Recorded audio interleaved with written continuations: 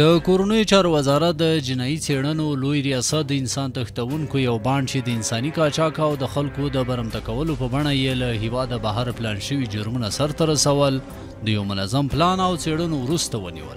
د سړي تښتونکو دغې ډلې په ایران او افغانستان کې غړي درلودل او د دوی یو غړی چې په کابل کې صراف هم و ترلاسه شوې پیسې یې برمته شوي کسانو له کورنیو ترلاسه کولې او د بانډ نور غړو ته یې رسولې. توسط یک گروه جنایتکاره که ما را فریب دادن توسط پیسه، توسط هستی دنیایی ما را تباه ساختن. دیگه ما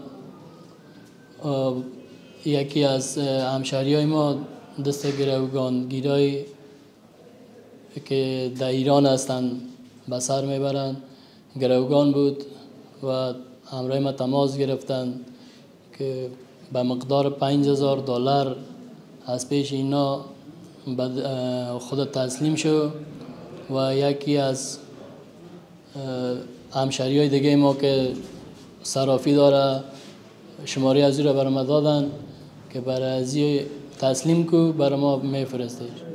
دیگه ما تو مشکل نداره، اگر تو میشناسی اگر دوست تو هسته کدام گپی نداره، ما تسلیم میشم در زیر بلاک ما روان کو شماره ما رو بر نفر بدی بیای ما تسلیم میشم کدام گپی نداره. بازی بچه که برای ما دستگیر شده برای ما زنگ زد که $4500 است میره ما تسلیم میکنم در کجا بیم. ما برش آدرس دادم که در چهارراه انصاری برج عزیزی ما میشنم در زیر بلاک بیا مشکل نیست ما تسلیم میشم. دیگه بعد از او این بچه آمد و از سوی کارمندای امارات اسلامی دستگیر شدیم. ما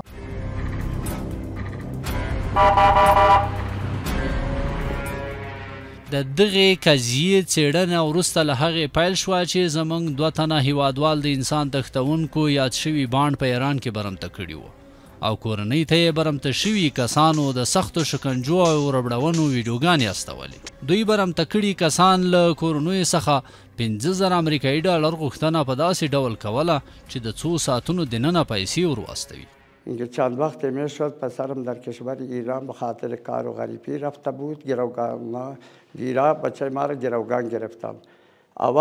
قدم اول خواستم $50,000 آمریکایی را با مملکت تواناییش نداشتم. ده 30,000 آمدن، از 30,000ش ده 20,000، 20,000ش ده 15,000، آخریش ده $5,000 آمریکایی.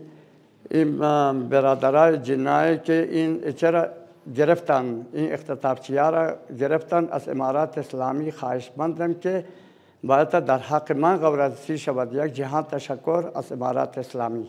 د جنایي څېړنو لوی ریاست منصوبینو دغه قضیه په پوره ځیرکتیا وڅېړله چې په پایله کې د انسان تښتونکو د بانډ 2 غړي د کابل ښار 11مې حوزې د پنجصد فامې لویې سیمه کې ونیول او برمته شوي هیوادوال چې له دوی سره په ایران کې بندیان ول خوشي شول. تشکر یک جهت سپاس. ما بخیر آزاد شدیم. از نظر لطف شماست. زنده باشید. خیر ببینید. خانه تانم تشکر. اول خدا دوم شما به ما زندگی دوباره بخشیدین.